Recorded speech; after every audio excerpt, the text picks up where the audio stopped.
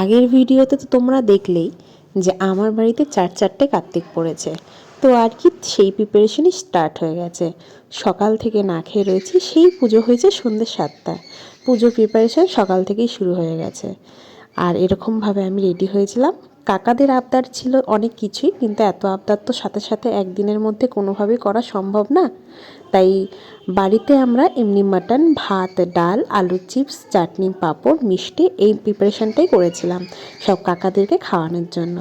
এখানে আমাদের পুজোর সমস্ত কাজ কমপ্লিট হয়ে গেছে। আর পুজোর কাজ কিন্তু আমি একা করিনি, এখানে আমার 2 মা, আমার ছোটো মাসি শাশুড়ি সেও হেল্প করেছিল। জানো তো, আমাকে সবাই কার্তিকের মা বলে খচাচ্ছিল। সত্যি কথা বলতে একটু কিন্তু রাগ হচ্ছিল না, শুনতে ভালোই লাগছিল।